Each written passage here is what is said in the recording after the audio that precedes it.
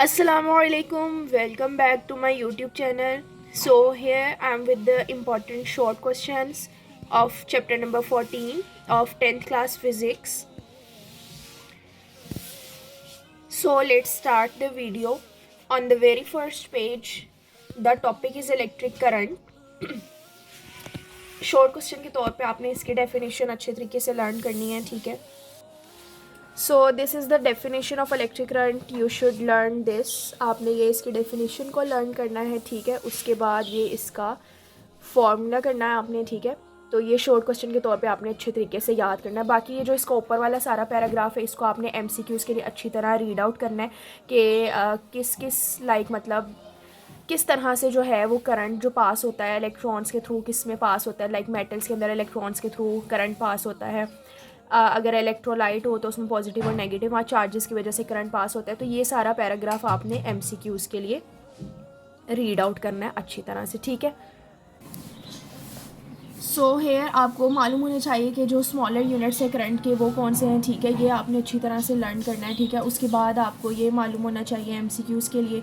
उसके बाद बैटरी जो है वो सोर्स ऑफ करंट है, ये मालूम होना चाहिए। उसके बाद ये जो सारा पैराग्राफ है इसके अंदर उसने बैटरी के बारे में ही सारा एक्सप्लेन किया। लाइक बैटरी को अगर हम सर्किट के अंदर कनेक्ट करते हैं तो किस तरह से एनर्जी जो है वो एक फॉर्म से दूसरी फॉर्म में चेंज होती है। तो अगर आप इसे रीड आउट कर लें एक बार इसे, तो वो काफ़ी है। मतलब इसमें से ऐसे कोई इंपॉर्टेंट शॉर्ट क्वेश्चन इस पैराग्राफ में से नहीं बन रहा, ठीक है। उसके बाद आगे अगर हम चलते हैं तो नेक्स्ट पेज पे आ जाता है कन्वेंशनल करंट, ठीक है। कन्वेंशनल करंट की आपने डेफिनेशन अच्छे तरीके से लर्न करनी है। ये इसकी डेफिनेशन है, ठीक है। ये डेफिनेशन आपने अच्छी तरह से लर्न करनी है कन्वेंशनल करंट की। उसके बाद आगे आ जाता है हमारे पास कि हम कन्वेंशनल करंट की डेफिनेशन के साथ आप ये वाली जो नीचे वाली 2-3 लाइंस है ना, इसको भी आप एक बार देख लें, क्योंकि वही बात है, मैंने पहले भी आपको वीडियो में बताया हुआ कि डेफिनेशन के साथ अगर हम कुछ एक्स्ट्रा चीज़ नहीं लिखते हैं, लाइक एग्जांपल अगर किसी की हो, यूनिट हो, फॉर्मूला हो, तो फिर हमें पूरे 2 नंबर लाइक नहीं दिए जाते। मोस्टली प्रेफर किया जाता है कि 2 नंबर तभी दें जब बच्चे ने डेफिनेशन के साथ एक्स्ट्रा इन्फॉर्मेशन भी कुछ प्रोवाइड की हो, ठीक है। तो अब कन्वेंशनल करंट की हमारे पास एग्जांपल या फिर कोई फॉर्मूला यूनिट तो है नहीं है, तो हमने क्या करना है कि इसी 2 लाइन्स में से इसको थोड़ा सा बता देना कि करंट जो है वो नेगेटिव टर्मिनल से पॉजिटिव टर्मिनल में फ़्लो करता है ड्यू टू नेगेटिव चार्जेस। तो इसी को आपने वो दोबारा लिख देना है, मतलब डेफिनेशन के साथ, ठीक है। नेक्स्ट आगे आ जाता है हमारे पास मेजरमेंट ऑफ करंट, कि हम करंट को किस तरह से मेजर कर सकते हैं। ओके, तो नेक्स्ट पेज पे हमारे पास आ जाता है गलवानोमीटर। ये आपने गलवानोमीटर की डेफिनेशन अच्छी तरह से लर्न करनी है, ठीक है, कि गलवानोमीटर क्या होता है। उसके बाद ये ऊपर से जो 3 लाइनें ये तो आप डेफिनेशन के तौर पे कर लें। उसके बाद ये जो नीचे वाली 3 लाइनें हैं ये आपने एमसीक्यूज़ के लिए अच्छी तरह से रीड करनी है, ठीक है, कि पॉजिटिव पोलैरिटी या नेगेटिव पोलैरिटी पे कलर किस तरह से शो होता है, ठीक है। उसके बाद आगे आ जाता है हमारे पास एमीटर की डेफिनेशन। ये एमीटर की डेफिनेशन आपने लर्न करनी है। एमीटर भी शॉर्ट क्वेश्चन में पूछा जा सकता है और गलवानोमीटर भी शॉर्ट क्वेश्चन में पूछा जा सकता है, ठीक है। ये आपकी हो गई शॉर्ट क्वेश्चन। उसके बाद ये जो है ना कि हम इसको सीरीज़ में कनेक्ट करते हैं, ये लाजमी बात आपको मालूम होनी चाहिए एमसीक्यूज़ के लिए कि गलवानोमीटर हो या एम मीटर हो, तो जब हमने करंट को मेजर करना है तो वो किस में जो है कनेक्ट होनी चाहिए, सीरीज़ में कनेक्ट होने चाहिए सर्किट के अंदर, ठीक है। उसके बाद आगे अगर हम बात करें तो नेक्स्ट टॉपिक आ जाता है आपका पोटेंशियल डिफरेंस का। पोटेंशियल डिफरेंस जो है वो शॉर्ट क्वेश्चन में पूछा जा सकता है, ठीक है। पोटेंशियल डिफरेंस जो है वो आपने एक चैप्टर नंबर 13 के अंदर भी पोटेंशियल डिफरेंस की डेफिनेशन लर्न की होगी। यस, वोल्ट की या पोटेंशियल डिफरेंस की डेफिनेशन पिछले चैप्टर में भी है, ठीक है। तो अगर आपने वहाँ से याद की हुई है तो आप वही वाली याद कर लें, यहाँ से याद ना करें। अगर आपने वहाँ से याद नहीं की तो फिर आप इसको यहाँ से याद कर सकते हैं, ठीक है। तो ये इसकी डेफिनेशन हो गई ब्लू बॉक्स में, ठीक है। ये डेफिनेशन शॉर्ट क्वेश्चन में पूछी जा सकती है, ये आपको लर्न होनी चाहिए। उसके बाद अब डेफिनेशन के साथ आपने इसका यूनिट लाजमी लिखना है। आपको इसका यूनिट पता होना चाहिए कि यूनिट क्या होता है, इसका वोल्ट होता है। तो शॉर्ट क्वेश्चन में बस आपने इतना याद करना है। नेक्स्ट आगे हमारे पास टॉपिक आ जाता है इलेक्ट्रोमोटिव फोर्स का। इलेक्ट्रोमोटिव फोर्स जो है वो इंपॉर्टेंट है, ठीक है। ईएमएफ का आपको शॉर्ट क्वेश्चन जो है वो आपको लाजमी तौर पर याद होना चाहिए कि ईएमएफ हमारे पास क्या होती है, ठीक है। तो ये ईएमएफ की डेफिनेशन आपने करनी है शॉर्ट क्वेश्चन के तौर पे, ठीक है। उसके बाद नीचे इसका फॉर्मूला है EMF is equal to energy over charge, ये आपको मालूम होना चाहिए। उसके बाद इसका यूनिट आपने करना है, यूनिट क्या होता है इसका, जॉल पर कूलम, जो किसके इक्वल होता है, वोल्ट के। तो ये शॉर्ट क्वेश्चन के तौर पर आपने लाजमी याद करनी है, डेफिनेशन, फार्मूला और इसका यूनिट, ठीक है। The next topic is the measurement of potential difference. Measurement of potential difference जो है वो वोल्ट मीटर से हम मेजर करते हैं पोटेंशियल डिफरेंस को। इसका जो शॉर्ट क्वेश्चन है वो क्या बन के आ सकता है कि व्हाट इज़ वोल्ट मीटर, ठीक है। तो उसके अंदर आपने यही लिखना है कि वोल्ट मीटर से हम पोटेंशियल डिफरेंस को मेजर कर सकते हैं, उसका पॉजिटिव टर्मिनल या नेगेटिव टर्मिनल किस तरह से आप सर्किट के अंदर कनेक्ट करते हैं या बैटरी के साथ कनेक्ट करते हैं, ठीक है। उसके बाद आगे आ जाता है एक क्वेश्चन आइडियल वोल्ट मीटर। ये आइडियल वोल्ट मीटर के बारे में आपको मालूम होना चाहिए कि आइडियल वोल्ट मीटर क्या होता है। उसके बाद जो जैसे हमें पता था कि गलवानोमीटर और एम मीटर को हम किस में कनेक्ट करते हैं, सीरीज़ में, जैसे हमने वो याद किया, इसी तरह हमें ये भी मालूम होना चाहिए कि वोल्ट मीटर को हम किस में कनेक्ट करते हैं, पैरेलल में कनेक्ट करते हैं, ठीक है। नेक्स्ट टॉपिक आ जाता है हमारे पास ईएमएफ का, मेजरमेंट ऑफ ईएमएफ, कि हम ईएमएफ को किस तरह से मेजर करते हैं, ठीक है। अब ईएमएफ को मेजर करने के लिए भी ये 3-4 लाइनें लिखी हैं, ये आपने इसको बस रीड आउट कर लेना, ठीक है। बस इतना याद रखें कि जो हमारी ईएमएफ को हम मेजर करते हैं ना, वो भी हम किस तरह से मेजर करते हैं, वोल्ट मीटर के थ्रू मेजर करते हैं, ठीक है। तो ये आपको मालूम होना चाहिए कि हम जो ईएमएफ को भी मेजर करते हैं वो किसके थ्रू मेजर करते हैं, वोल्ट मीटर के, ठीक है। तो ये अगर आप छोड़ना भी चाहते हैं, इसको स्किप करना चाहते हैं तो कर दें, लेकिन पीछे से जो वोल्ट मीटर है वो आपको लाजमी तौर पे याद होना चाहिए। नेक्स्ट आ जाता है ओहम ला। ओहम ला जो है वो वेरी वेरी इंपॉर्टेंट है, ठीक है। इसकी आपको स्टेटमेंट अच्छी तरह से मालूम होनी चाहिए, ये इसका फॉर्मूला मालूम होना चाहिए, ठीक है। उसके बाद जो इसका एसआई यूनिट है ओहम, ये आपको मालूम होना चाहिए, ठीक है। और ये जो एसआई यूनिट है ना, ये रेजिस्टेंस का अक्सर बच्चे क्या करते हैं कि लिख देते हैं कि unit of ohm law is ohm, ठीक है। तो ओहम ला कोई ऐसी चीज़ नहीं है कि उसका यूनिट हो, ठीक है। ओहम ला के अंदर जो हमने एक कांस्टेंट लगाया है रेजिस्टेंस, उसका यूनिट ओहम होता है, ठीक है। तो ये आपने अच्छी तरह से लर्न करना है शॉर्ट क्वेश्चन के तौर पे, ठीक है। ये वेरी इंपॉर्टेंट है।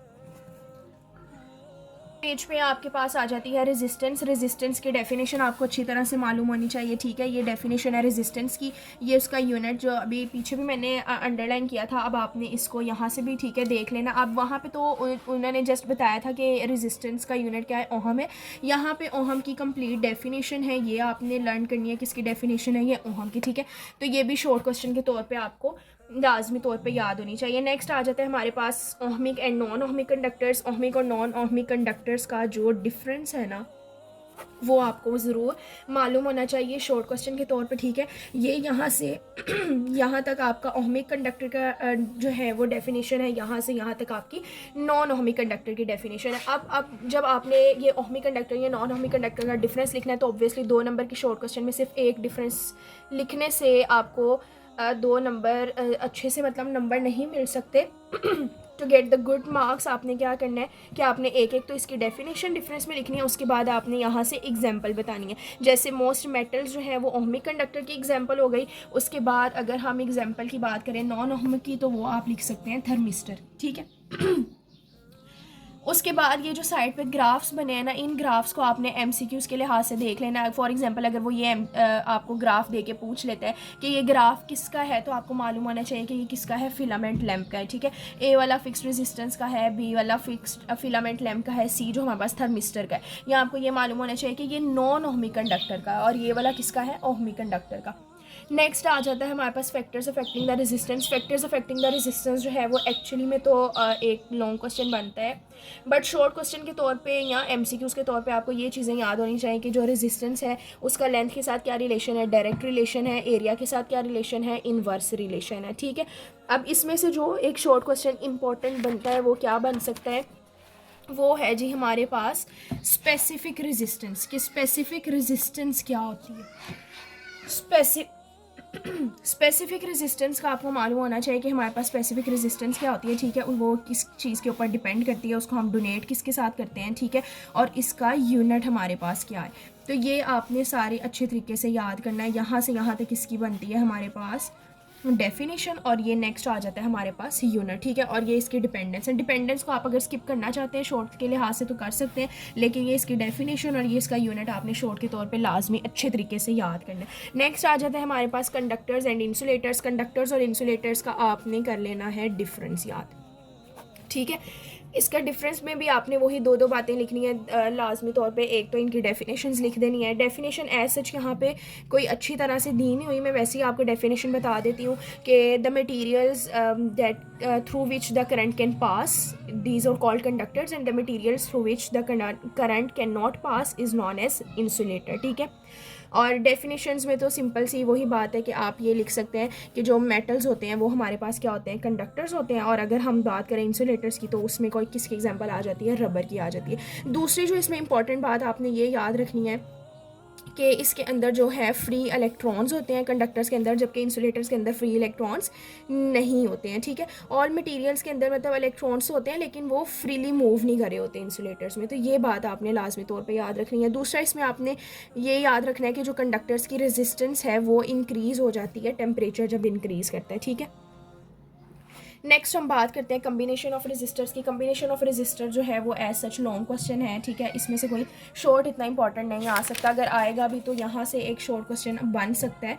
मतलब जो बन सकता है वो ये है कि जो पैरेलल कम्बिनेशन के एडवांटेजेस हैं वो क्या है। तो ये आपने शॉर्ट क्वेश्चन के तौर पे लाजमी याद करने हैं। ये 2 पॉइंट्स हैं यहाँ से यहाँ तक। ठीक है। उसके बाद नेक्स्ट आ जाता है हमारे पास electrical energy and Joule's law. इसमें ये आपके पास ब्लू बॉक्स में जॉल्स लॉ की स्टेटमेंट है। ठीक है। ये आपने जॉल्स लॉ की स्टेटमेंट याद करनी है। उसके बाद आप ये फार्मूला, अच्छा अब यहाँ पे जो फार्मूला लिखा है ना, एक तो डब्ल्यू का ये फार्मूला है, एक ये लिखा हुआ है और एक ही साथ में ये वाला है। तो जब आपने जॉल्स लॉ शॉर्ट में लिखना है ना, जॉल्स लॉ, तो जॉल्स लॉ के साथ आपने जो फार्मूला लिखना है ना वो ये वाला लिखना है, ये वाला। ठीक है। W is equal to I square R T, क्योंकि जो उसने डिफाइन किया है ना जॉल्स लॉ को, वो इस फार्मूला से रिलेट करके उसने डिफाइन किया है। ठीक है। तो आपने फार्मूला भी साथ में क्या लिखना है, ये वाला, जब आप शॉर्ट क्वेश्चन के तौर पे जॉल्स लॉ लिखेंगे। उसके बाद नेक्स्ट आ जाता है हमारे पास इलेक्ट्रिकल पावर। इलेक्ट्रिक पावर के अंदर हमारे पास ये इसने आप ये करनी है, डेफिनेशन करनी है। ये वाला आपने सॉरी ये वाला नहीं, ये वाला फार्मूला करना आपने, P is equal to V I, ये। ठीक है। P is equal to V I formula करना है, या P is equal to I square R वाला फॉर्मूला करना है। ठीक है। पावर का, ठीक है, ये वाला फॉर्मूला ये अक्सर बच्चे क्या करते हैं, यहाँ पे मेन मिस्टेक क्या करते हैं कि जो 9th क्लास में उन्होंने पावर का फॉर्मूला लिखा हुआ है ना, पढ़ा हुआ P is equal to W/T, तो वो यही वाला फॉर्मूला लिख देते। तो मैं आपको बता दूं कि ये सिंपल पावर है, यहाँ पे सिंपल पावर की बात नहीं हो रही, यहाँ पे पावर को स्पेसिफाई कर दिया गया इलेक्ट्रिसिटी के साथ। तो जब इलेक्ट्रिकल पावर की आपने फॉर्मूला लिखना है तो वो ये वाला या ये वाला लिखना है, आपने ये वाला फॉर्मूला नहीं लिखना। नेक्स्ट आगे आ जाता है हमारे पास किलोवाट आर। किलोवाट आर में जो मोस्ट इम्पॉर्टेंट क्वेश्चन है ना वो है जी 1 kilowatt hour is equal to 3.6 megajoule. ये वाला जो, ये आपने लाजमी तौर पे इसको लर्न करना है। अक्सर इस तरह से क्वेश्चन पूछा जा सकता है कि 1 किलोवाट आर जो है वो इक्वल होता है 3.6 मेगाजॉल को, तो इसको आपने प्रूव करना है। तो आप इसको किस तरह से प्रूव करेंगे आपको ये पता होना चाहिए। ये आपने 2-3 स्टेप्स करने हैं तो ये प्रूव हो जाएगा। ठीक है। उसके बाद ये फार्मूलाज आपने लर्न कर लेना है। ये फार्मूला ना इस चैप्टर के एक या 2 न्यूमेरिकल में आई थिंक यूज़ हो रहा है। तो ये वाले फार्मूलाज आपने, ये वाला फार्मूला, ये वाला फार्मूला, ये आपको याद होना चाहिए। आ जाता है हमारे पास direct current and alternating current. अब इसके अंदर भी आपने ना डिफरेंस याद करना है, किसका, डीसी का और एसी का। ठीक है। अक्सर इस तरह से भी पूछा जा सकता है कि आप डिफ्रेंशिएट करें डीसी और एसी को, तो अब बच्चे कहेंगे कि डीसी और एसी क्या है, हमारे पास कंफ्यूज हो जाएंगे। तो कंफ्यूज होने नहीं, इसमें कंफ्यूज नहीं होना है। इसमें डीसी क्या है हमारे पास, डायरेक्ट करंट है, और एसी हमारे पास क्या है, अल्टरनेटिंग करंट। तो इसका डिफरेंस आपने ना इस पैराग्राफ में से और एक जो नेक्स्ट पेज पे पैराग्राफ है इसमें से आपने 2 से 3 पॉइंट्स निकाल लेने हैं डिफरेंस के। ठीक है। उसके बाद ये एक टाइम पीरियड की डेफिनेशन है, अगर आप करना चाहते हैं तो कर लें। वैसे तो टाइम पीरियड की डेफिनेशन जो आपने फर्स्ट चैप्टर में की थी ना वो ही इनफ है, लेकिन अगर आप यहाँ से भी करना चाहें तो कर दें, अदरवाइज स्किप कर दें। अब इसके बाद जो आगे आ जाते हैं हमारे पास सप्लाई टू हाउस वाला टॉपिक। इसमें से कुछ इतना ख़ास इंपॉर्टेंट नहीं है, बस इसमें से ये जो न्यूट्रल वायर, लाइव वायर और अर्थ वायर है ना, इसकी आप एक 2 लाइनें यहाँ से याद कर लें, मतलब आपको पता होना चाहिए। दूसरा यहाँ पे जो इसके कलर्स वगैरह लिखे हैं ये आपको मालूम होने चाहिए। आगे आ जाता है हमारे पास हाउस वायरिंग का टॉपिक, तो ये बिल्कुल भी इम्पॉर्टेंट नहीं है। ठीक है। उसके बाद आगे आ जाता है हमारे पास hazards of electricity. Hazards of electricity में इंसुलेशन डैमेज है। इसमें से जो एक क्वेश्चन बन के आ सकता है ना वो यहाँ पे है शॉर्ट सर्किट का। ये शॉर्ट सर्किट आपको मालूम होना चाहिए कि शॉर्ट सर्किट क्या होता है। यहाँ से ये एक क्वेश्चन बन के आ सकते हैं। ठीक है। ये आप लोग यहाँ से यहाँ तक कर लें। अगर आपको ये थोड़ा लेंथी लग रहा है, मुश्किल लग रहा है, तो आप एटलीस्ट थोड़ा वो तो करें, इसकी 2-3 लाइंस कर लें, यहाँ तक कर लें चलें। नहीं वैसे तो आपको ये सारा ही करना पड़ेगा, क्योंकि इसके अंदर इसमें शुरू से तो वो सारा उसका बता रहा है कि किस तरह से अगर करंट ज़्यादा हो जाता है तो फिर मेल्ट होती है। ये सारा ही मतलब आपको शॉर्ट क्वेश्चन के तौर पे करना पड़ेगा, ठीक है।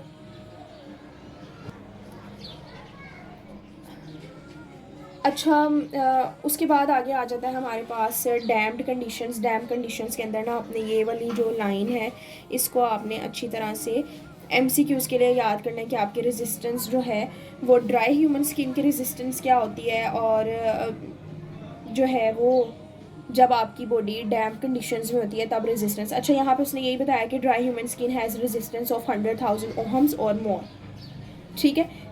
बट अंडर डैम्प्ड कंडीशंस जो है वेट इन्वायरमेंट के अंदर रेजिस्टेंस ऑफ ह्यूमन स्किन क्या हो जाती है, रिड्यूस हो जाती है। तो ये आपने एमसीक्यूज़ के लिए याद रखना है। आगे आ जाता है हमारे पास फ्यूज़। फ्यूज़ में भी कुछ इतना खास, अच्छा फ्यूज़ का आप लोग यहाँ से शुरू से थोड़ा सा कर लें कि फ्यूज़ क्या होता है हमारे पास, ठीक है। इतना इंपॉर्टेंट नहीं है ये, लेकिन फिर भी अगर आप रिस्क नहीं लेना चाहते तो आप इसको थोड़ा सा याद कर लें।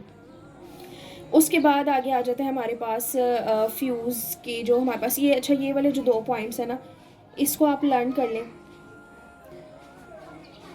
अच्छा ठीक है, तो फ्यूज़ के बारे में अगर शॉर्ट क्वेश्चन आता है तो वो आपने यहाँ से यहाँ तक लिखना है। उसके बाद अगर सेफ्टी मेजर्स का पूछा जाता है तो फिर आपने ये वाला पॉइंट लिखना है, ठीक है। एक ये वाला पॉइंट है, इसके आगे से उसने एग्जांपल बताई है, और सेकंड पॉइंट आपका ये है, और थर्ड पॉइंट आपका ये है, ठीक है। तो अगर आपको फर्स्ट पॉइंट थोड़ा मुश्किल लग रहा है, लंबा लग रहा है, तो आप ये वाले 2 पॉइंट्स एटलीस्ट कर लें।